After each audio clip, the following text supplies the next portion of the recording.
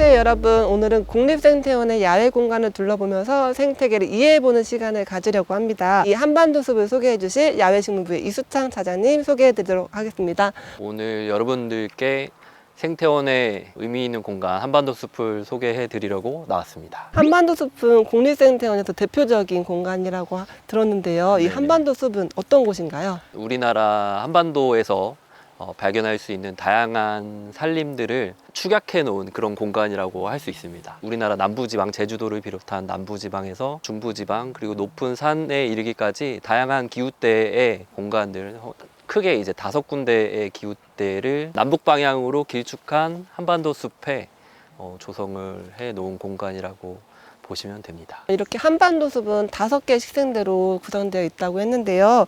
그럼 먼저 저희 식생대별로 자세히 소개해 주시면 좋을 것 같아요. 난온대 상록 화렵수림대는 우리나라 주로 제주도 남부 해안 도서 지역, 섬 지역에 위치해 있는 그런 식물들을 재현해 놓은 공간인데 주로 따뜻하고 비가 많이 오는 지역입니다. 이 지역에서 자라는 식물들은 주로 광택이 있는 잎을 가지고 있고 잎이 좀 두꺼워요.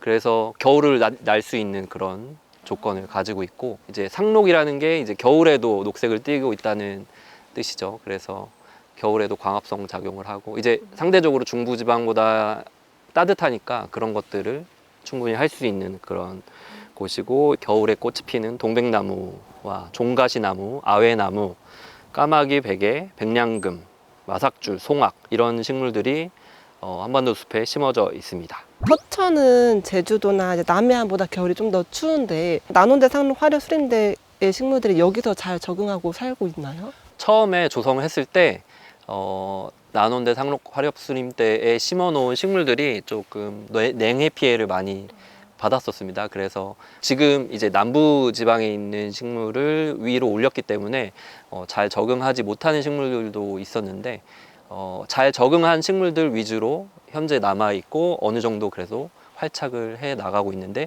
앞으로 이게 계속해서 잘 자라리라는 보장은 없고요.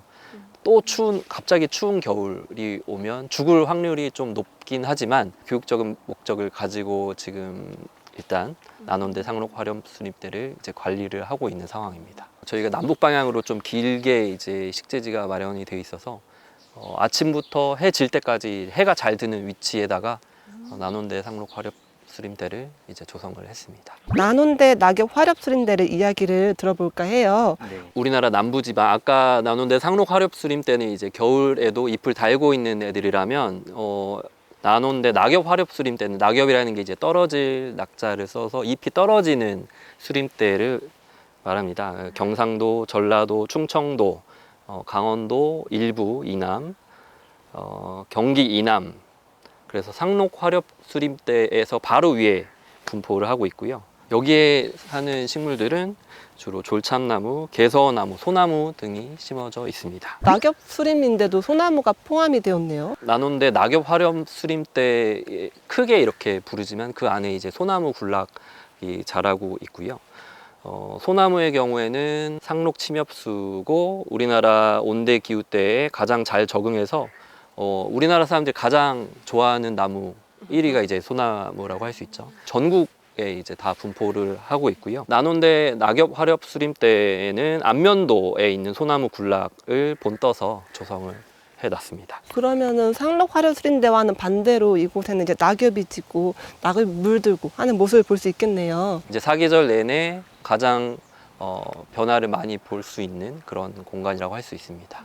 온대 낙엽 화렵수림대는 어떠한 특징이 있나요? 네, 온대 낙엽 화렵수림대는 이제 강원도의 고지대를 제외한 강원도와 경기도, 충청도, 북한에 있는 황해도, 전라도의 이제 지리산의 약간 높은 부분, 그런 부분을 온대 낙엽 화렵수림대라고 부를 수 있고요. 신갈나무 군락, 굴참나무 군락, 서어나무 군락, 소나무 군락 이렇게 4개 군락을 조성을 해놨습니다. 근데 소나무 군락은 아까 난온대 낙엽 화렵수림대에도 있었던 것 같은데 이번에도 네. 소나무 군락이 포함되어 있네요. 네. 소나무 군락의 경우에 우리나라 전국적으로 분포하고 있기 때문에 여기에도 이제 조성이 되어 있는데 아까 난원대 낙엽 화렴수림대의 경우에는 안면도에 있는 소나무 군락을 조사를 했다면 온대 낙엽 화렴수림대에 있는 애는 월악산에 있는 소나무 군락을 조사를 해서 생태원 한반도 숲에 조성을 해놨습니다. 한반도 숲에 이제 통해서 산림이 위치하는 지역이나 토양의 습도 정도 등에 따라서 식생하는 식물들이 다르다는 것을 알게 됐어요. 이번에는 이어서 5대 기후 중에서 냉온대 낙엽 화렵수림대와 아고산지대 침엽수림대가 남았습니다. 이번에는 냉온대 낙엽 화렵수림대에 대해서 알려주세요. 냉온대 낙엽 화렵수림대는 이제 강원도의 높은 산, 북한 지역의 서해안, 그리고 동해안을 따라서 한반도의 최북단에까지 분포가 되어 있고요. 대표적인 식물 군락으로는 신갈나무 군락, 잣나무 군락이 있습니다. 보통 산이 높거나 북쪽에 있는 친구들이네요. 네, 그래서 이제 서천 이 충청남도에 위치하고 있기 때문에 기후대가 약간 맞지 않아서 식물들이 잘 자라지 못하는, 아까 난원대 상록 화렵수림대랑 비슷하게 식물 생육에 약간은 어려움이 있는 곳이긴 한데, 여기도 마찬가지로 적응한 식물 위주로 관리를 해 나가고 있습니다. 그럼 냉온대 낙엽 화렵수림대의 대표 식물 군락인 신갈나무 군락이랑 잣나무 군락에 대해서도 설명해 주세요. 신갈나무 군락은 아까 온대 낙엽 화렵수림대에서도 잠깐 설명을 드렸었는데요.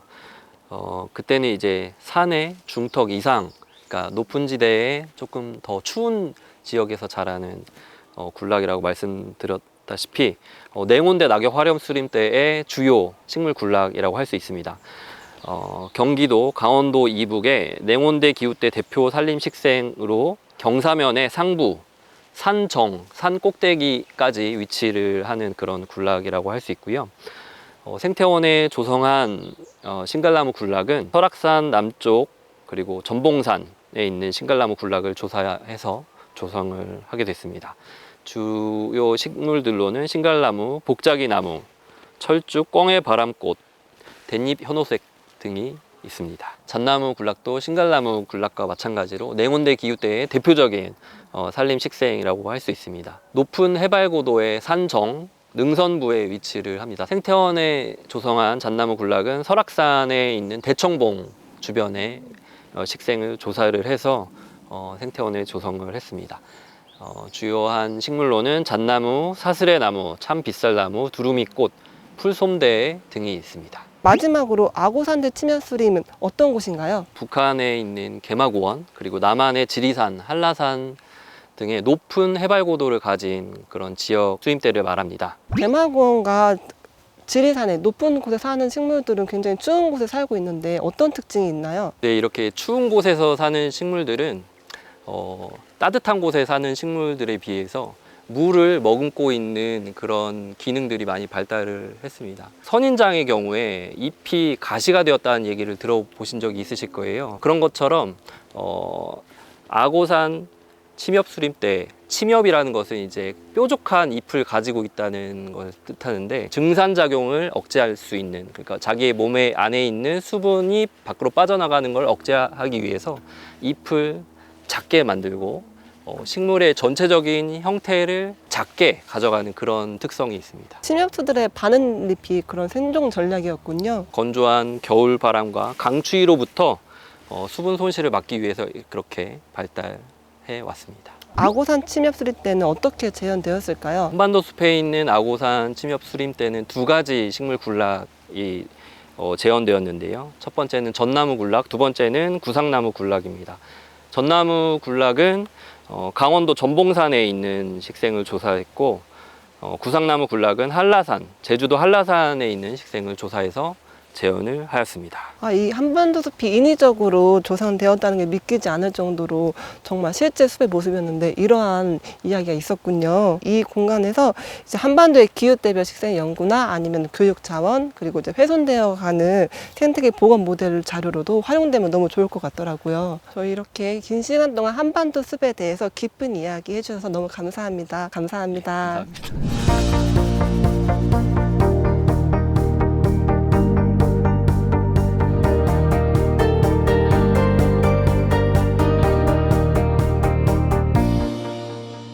이번에는 암석생태원에 대해서 알아보는 시간을 갖도록 하겠습니다. 암석생태원을 소개해 주실 한성민 연구원님 소개해 드리겠습니다. 네, 안녕하세요. 저는 야외식물부에서 근무하고 있는 한성민이라고 합니다. 현재 지금 암석생태원을 담당하고 있고요. 외에도 배후 지역에 있는 양묘장이라든지 여러 군데를 관리하고 있습니다. 이 암석생태원은 왜 조성이 된 걸까요? 생태원에서 보여줄 수 있는 여러 가지 전시시설이 있는데요. 식물들 중에서도 특히 고산에 위치한 식물들이 많이 있어요. 근데 이 고산에 위치한 식물들은 쉽게 전시가 좀 어렵거든요. 그래서 처음에는 여기가 암석생태원이 아니라 우선은 고산생태원이라는 이름으로 처음 전시가 시작됐습니다. 그래서 고산생태원의 이름에 맞게 하기 위해서 지리산, 그리고 설악산, 한라산, 백두산을 고산지대에 있는 식물들을 조사를 해가지고 어떤 식물들이 있는지 리스트를 뽑고, 그리고 그 생태가 어떻게 구성된지를 확인해서 여기에다가 알맞게 재현을 해놓은 거죠. 그렇기 때문에 사람들이 와서 아, 고산에는 이런 식물들이 자라고 있구나 라는 거를 전시하기 위해서 이제 만들었다 보시면 됩니다.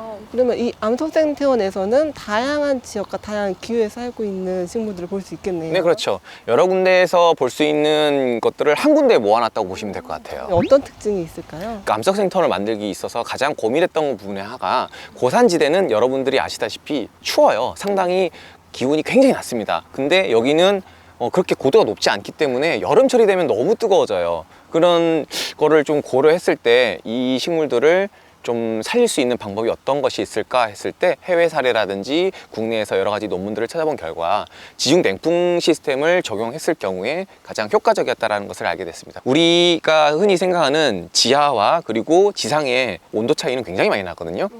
우리가 아파트만 들어가더라도 지하 주차장만 들어가도 엄청 시원하다는 걸 느낄 수가 있어요. 그것과 동일하게 지하에 있는 냉풍을 끌어다가 바깥으로 우리가 쏴주는 시스템을 만들게 됩니다. 그게 이제 지하 냉풍 시스템인데, 처음에 들어오셔서 보이는 동그란 지역 밑쪽에 저희가 그걸 구성해 놨어요. 이게 보이지는 않지만은 실제로 이곳에 돌아가고 있는 시스템을 보시면 돼요. 그러면 그 덕분에 여기에 살고 있는 구상나무도 자랄 수 있게 된 거예요. 근데 그런 시스템들을 저희가 구비를 한다 하더라도 고도가 워낙 낮고 어려운 환경이면 이렇게 부정을 할 수가 없어요. 그래서 한라산에 있는 구상나무처럼 굉장히 크게 자라지 못하고 작거나, 혹은 저희가 이게 좀 어려워서 죽는 아이들도 생기게 돼요. 좀 다르게 생각해 보면은 기후 변화에 의해서 현재 한라산 내에서도 구상나무가 죽고 있잖아요. 동일하게 기후가 맞지 않는 곳에서 구상나무들이 어떻게 되고 있는지도 볼 수 있는 곳이라고 보시면 됩니다. 이렇게 이야기를 듣다 보니까 오늘 이 암석생태원은 단순한 전시 공간이 아니라 우리 되게 교과서적인 교육적인 공간인 것 같아요. 하나 더요. 암석센터로 올라오시면은 끝단에 올라가시면은 저쪽으로 에코리움부터 시작해서 한반도 습지랑 전체적인 전반적인 모습을 다 보실 수 있어요.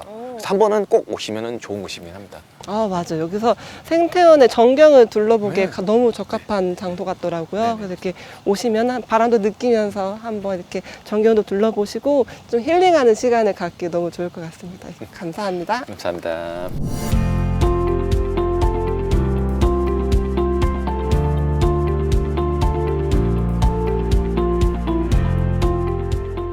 국립생태원 안에서도 특히 정겨운 공간이 마을숲과 농업생태 정원에 대해서 알아보려고 합니다. 이 두 곳은 인간과 자연 간의 관계를 알 수 있는 곳인데요. 농업생태 정원과 마을숲에 대해서 소개해 주실 야외식물부의 이은비 주인님 모셔보도록 하겠습니다. 반갑습니다. 네, 안녕하세요. 이 마을숲과 농업생태정원은 우리 일상과 가장 가까운 그런 자연을 재현한 곳이고요. 사람과 그 자연이 오래 함께 해온 오랜 역사를 담고 있습니다.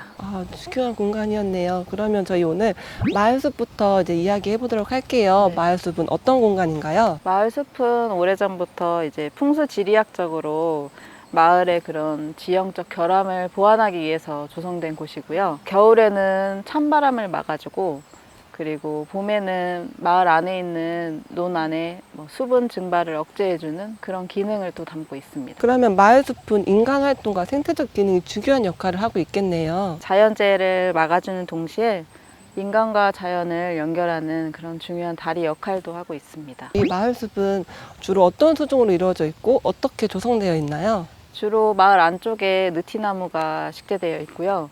그 느티나무는 이제 마을의 정자 역할을 또 하고, 그 주변으로 소나무랑 상수리나무 같은 것도 이제 들어오고, 여기는 산지 저지대로서 이제 졸참나무나 굴참나무 등을 이제 도입을 해서 생태계의 이런 다양성을 좀 높인 곳입니다. 아, 그렇군요. 그러면 이 마을숲은 인간 활동과 이제 자연 간에 연결된 숲이겠네요. 인간과 자연이 어떻게 상호작용하는지도 보여주고 그 마을의 쉼터로서의 이런 역할도 하고 있는 그런 곳입니다. 아, 그렇군요. 이 마을숲에 대해서 소개해 주셔서 감사합니다. 그럼 저 이제 농업생태정원으로 가볼까요? 네, 그럴까요?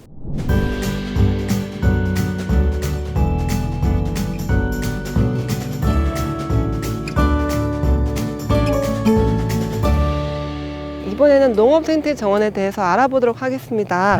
네, 이곳은 어떤 곳인가요? 지금 농업생태정원은 충남 서천군의 지역적 특성과 그리고 농업 문화를 반영해서 조성한 곳입니다. 아, 서천군의 자연 환경과 농업 환경을 그대로 재현해 놓은 곳이군요. 그러면 저희 이곳에는 어떤 작물들이 있나요? 대표적으로는 벼가 있고요.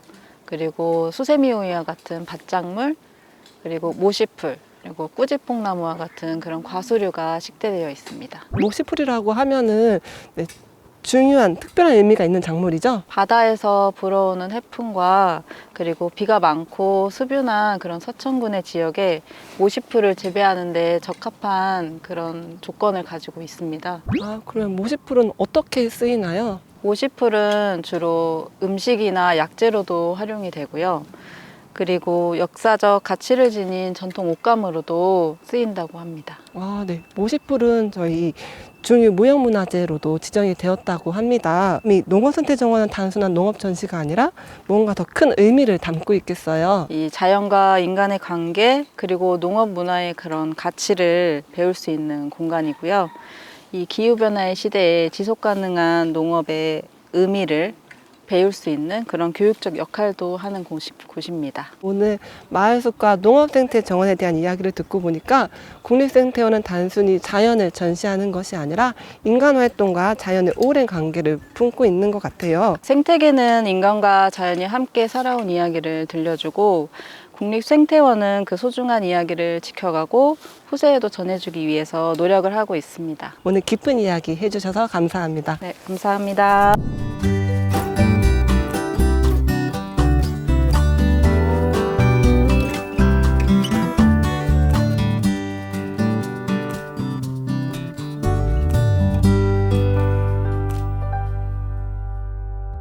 국립생태원을 둘러보다 보니까 연못도 있고 하천도 있고 물이 고여 있는 곳이 있었는데요. 이러한 곳들도 생태적인 의미가 있을 것 같습니다. 오늘 제 궁금증을 풀어주실 야외식물부의 김일찬 차장님 모셔보도록 하겠습니다. 네, 안녕하세요. 반갑습니다. 안녕하세요. 습지라고 하면 보통 물이 고여 있는 그런 막연한 공간을 생각했는데 습지가 좀 더 다양한 의미가 있나요? 정확하게 보고 계신 거예요. 말 그대로 습지는 축축한 땅을 의미하고요. 이 축축한 땅에서 물이 어느 정도 고이면은 물 웅덩이처럼 물그릇처럼 이렇게 물이 고이겠죠. 그리고 그 안에서도 살고 있는 다양한 식물들이나 동물들이 더 많이 생기기도 하고요. 보통 우리가 그 습지라고 하면은 일반적으로 이렇게 민물 같은 곳이 있겠지만은 사실은 바닷물에도 있는 것도 습지라고 보면 됩니다. 그래서 람사르 협약에서 보면은 보통 간조 전후해서 6m 이하인 곳을 습지라고 구분하기도 합니다. 바닷가에 다 포함해서 습지라고 본다니 정말 새로운 사실을 알게 됐어요. 다양한 생물도 살고 있을 것 같은데요. 이 외에도 어떠한 역할들을 하고 있나요? 보통 그 비가 많이 오게 되면은 산에서 이렇게 물이 흐르잖아요. 일반적으로 만약에 습지나 이런 전이지대가 없다고 하면은 물이 빠르게 흐르기 때문에 때로는 약간 침식이 생길 수도 있는데 습지가 있음으로써 어느 정도 완충적인 역할을 해줘요. 그래서 홍수를 예방한다든지 때로는 이제 물이 고여서 나가기 때문에 오염을 좀 조절해준다든지 토양 침식은 어느 정도 막아줍니다. 그리고 보시는 것처럼 습지에는 다양한 식물도 살고 있고 동물도 많이 살아갈 수 있는 다양한 서식처인 경우도 많죠. 아, 동식물의 서식처 역할도 하고 있고 다양한 조정 능력도 해주고 있군요. 이렇게 보기 예쁘기만 한 게 아니고 다양한 생태적 기능도 하고 있어서 정말 중요한 역할인 것 같아요. 그럼 국립생태원에는 어떤 형태의 습지들이 있나요? 습지는 보통 이제 연못이나 하천, 둔벙 묵농과 같은 형태로 습지가 대부분 조성되어 있고요. 둔벙이랑 묵노는 이름도 특이하네요. 둔벙은 논과 연결된 작은 웅덩이 같은 곳을 말하고요. 묵노는 우리 벼농사를 그만두고 그 논이 자연스럽게 습지화된 공간을 말합니다. 그럼 습지도 보호하려고 하는 노력도 많이 필요하겠어요. 맞습니다. 습지는 개발과 오염에 민감하기 때문에 우리가 지켜나가야 할 공간이죠. 아까 용화시못이라는 곳을 둘러봤는데 용화시못이 중요한 역할을 한다고 들었어요. 그곳은 어떠한 공간인가요? 그 용화실못은 그 단순한 연못이 아니라 국립생태원이 이곳에 자리 잡게 된 이유 중에 가장 큰 이유 중에 하나이고요. 생태적 가치가 정말 큰 공간이면서 저 원내 전체적으로 꾸준히 물을 공급할 수 있는 아주 중요한 공간 중에 하나입니다. 그러니까 국립생태원의 생태계의 물기를 제공해주는 공간이 되겠네요. 그럼 용화실못은 구체적으로 어떤 보건 작업을 통해서 조성하게 됐나요? 용화실못이 기존의 생태원의 논 저수지에 물을 대기 위해서 있었지만 좀 크기가 작았습니다. 근데 저희는 그거를 좀 더 보완을 해서 좀 자연적인 타원형 형태로 복원 작업을 했고요. 경사가 원래 급했는데 완만하게 해서 생물 다양성을 높이도록 만들었죠. 그리고 수심도 약 한 2m 정도로 설계를 해서 좀 다양한 생물군이 좀 들어올 수 있게 조성을 하였습니다. 정말 꼼꼼하게 자연형 습지로 바꾸신 것 같아요. 그러면 지금 용화시못에는 어떠한 생물들이 살고 있나요? 외갈이나 흰뺨 검둥오리 이런 동물들이 많이 서식을 하고 있고요. 못 주변에 버드나무라든지 왕버들, 물 위에 떠 있는 마름이나 그런 부엽식물들을 많이 식재를 하였죠. 다양한 수생식물이랑 이제 조류들이 함께 어울려 살고 있는 것 같아요. 그러면 혹시 천연기념물인 새도 오기도 하나요? 작년 겨울에 금구리못에서 제가 망원경으로 관찰을 했을 때 천연기념물인 원앙 한 10쌍 정도가 그쪽에서 머물면서 그 다양한 먹이 활동도 하고 다른 동물과 어우러지는 모습을 봤거든요. 참 신기했습니다. 멸종위기 중에 찾아오는 습지가 되기도 했네요. 네. 이렇게 용화시못에 대해서도 알아봤는데요. 저희 수생식물원이 있다고 하더라고요. 그럼 수생식물원에는 어떠한 생물들이 살고 있나요? 수생식물원을 가보면은 뭔가 형태가 조금 달라요. 일반적으로 이게 물 웅덩이가 있는 게 아니라 약간 계단식. 남해에 가보면 혹시 다랭이 논이라고 혹시 들어보셨는지? 네, 들어봤습니다. 네네. 그런 형태를 띈 모습의 연못을 만들어 놨거든요. 아무래도 이제 계단식으로 만들어 놨기 때문에 그리고 약간 높이가 서로가 조금씩 다릅니다. 그래서 물이 자연스럽게 비가 오거나 했을 때 물이 차면은 높은 곳에서 낮은 곳으로 흐르게끔 이렇게 설계를 해서 다양한 식물군이 살 수 있게 만들어 놨죠. 그럼 그곳에는 멸종위기종 식물도 있을까요? 지금 현재 아마 멸종 2급 가시연이 지금 떡잎이 나오고 조그만한 잎이 나와 있는 상태고요. 그리고 멸종 2급인 제비붓꽃. 제비붓꽃은 지금 온실에서 키우고 있는데 온실에서는 좀 더 빨리 꽃이 폈고요. 지금 여기 현재 수생식물원에서는 한 1, 2주 뒤에 꽃이 필 것 같아요. 그러면 그 온실에 있는 친구들은 이쪽에 수생식물원에 나오기도 하나요? 온실에서 약 멸종위기 수생식물이 한 20종? 20종 정도 있는데 거기서 제가 직접 증식을 해서 키워서 이제 성체로 키운 다음에 여기 수생식물원이나 이런 금구리못이나 그런 주변에 심기도 합니다. 그 멸종위기 중에서도 동미나리라고 들어봤는데요. 그 동미나리도 여기 생태원에 있는 습지에서 볼 수 있나요? 네. 생태원에 보시면 여기 수생식물원에도 있고요. 저기 용화실못 끝편에 멸종위기 수생식물원이 있는데 그쪽에도 동미나리와 가시연을 볼 수 있어요. 둘 다 멸종 2급의 식물이네요. 이어서 둔벙이랑 묵농도 알아보도록 하겠습니다. 이름이 굉장히 독특한데 둔벙은 어떤 곳인가요? 네, 둔벙과 묵농은 우리 조상들의 삶과 지혜 그리고 생태계 복원의 미래를 품고 있는 아주 소중한 공간입니다. 그중에 둔벙은 보통 빗물, 산에서 내려오는 물, 지하수가 모여서 만들어진 자연 습지이고요. 농사를 위해서 우리 물을 저장한다든지 여름철에는 홍수를 저장하는 역할도 합니다. 단순히 물을 모아두는 것이 아니고 정말 중요한 역할을 하고 있었네요. 그러면 왜 둔벙은 점점 사라지고 있는 걸까요? 논 농사를 했을 때에는 관계 수로가 발달되지 않았기 때문에 물을 저장할 공간이 필요했어요. 그래서 논 주변에는 그 웅덩이 같은 물을 저장할 수 있는 공간이 많이 있었는데 요즘 현대에서 논 농사를 하면은 관계 수로가 발달이 돼서 내가 필요할 때는 물 언제든지 끌어다 쓸 수는 있잖아요. 그래서 그런 저수지의 기능이나 둔벙의 기능이 많이 떨어졌고 필요성이 떨어진 거죠. 그래서 둔벙은 점점점 사라지고 땅을 메워서 다른 형태의 뭐 건물을 짓는다든지 다른 역할을 하고 있는 것 같아요. 그래서 많이 사라지고 있는 실정입니다. 둔벙에는 어떠한 식물들이 살고 있나요? 우리가 크게 한 4개에서 5가지 정도로 나뉘는데 투생식물이라고 불리는 식물 중에는 보통 물 위에서 떠다니는 개구리밥이나 좀개구리밥, 물 위에 떠있는 식물을 저희는 부유식물이라고 부릅니다. 그리고 부엽식물이라고 해서 물 위에 잎은 떠있고 물 속에 땅에 박혀서 뿌리를 내리는 식물을 부엽식물이라고 부르거든요.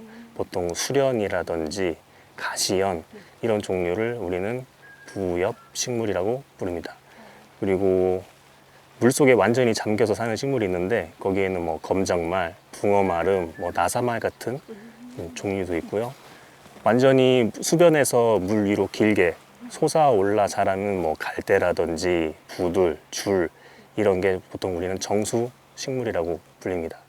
네. 그리고 이제 그 주변에 축축한 땅에서 자라는 뭐 개키버들이라든지 버드나무, 뭐 오리나무, 그리고 보이시는 오리나무나 물오리나무 이런 종류가 자라고 있죠. 이어서 묵론에 대해서도 알아보도록 하겠습니다. 묵론은 어떤 곳인가요? 묵론은 말 그대로 물킨 논을 말하고요. 경작을 포기한 논을 말하는데 농업이 중단되면 자연적으로 다양한 생물들이 찾아와서 다시 생태계로 회복을 하기도 합니다. 그러면은 논이 농사를 중단하게 되면 자연스럽게 습지로 돌아가는 건가요? 네, 맞습니다. 보통 그 논농사를 하다가 이제 묵론이 되면은 자연스럽게 생태계가 회복이 되는데 처음에는 사마귀풀 군락으로 시작해서 골풀 군락, 그다음에 버드나무 군락, 그리고 오리나무 군락 형태로 해서 점차 2차 천이를 과정을 거치기도 하죠. 듣고 보니까 묵론은 단순히 버려진 땅이 아니라 생명들이 살아가는 다시 귀중한 장소가 되는 것 같아요. 오늘 둔벙과 묵론에 대해서 이야기를 들어보았는데요. 생태계에서 중요한 역할을 하고 있다는 걸 알게 되었어요. 이러한 습지 생태원은 어떠한 걸 모델로 조성하게 됐나요? 다양한 서식처에 있는 다양한 곳에서 따왔는데 고창의 웅곡습지, 창녕의 우포늪, 태안의 두웅습지를 모델로 해서 만들어진 습지 공간입니다. 한반도에 있는 다양한 습지를 모델로 만들어진 곳이군요. 습지를 둘러보면 평소랑 좀 더 다르게 습지에 대한 의미가 다 와닿을 것 같아요. 오늘 이야기를 듣고 보니까 국립생태원의 습지는 단순한 경관이 아니라 생명과 자연을 품은 중요한 역할을 하는 공간인 것 같아요. 감사합니다. 네, 감사합니다. 지금까지 국립생태원의 야외 공간인 암석생태원, 한반도숲, 마을숲, 농업생태정원, 습지까지 알아봤는데요. 이렇게 온전한 자연의 생태계를 모방하는 생태적 복원을 추구하는 국립생태원에서 다양한 노력을 하고 있음을 알 수 있었습니다. 이렇게 우리나라의 자연 환경을 보존하기 위해서 노력하는 국립생태원이 기후위기에 슬기롭게 대응할 수 있었으면 좋겠습니다. 그럼 저희는 다음 시간에 더욱 알찬 이야기로 만나 뵙도록 하겠습니다. 안녕!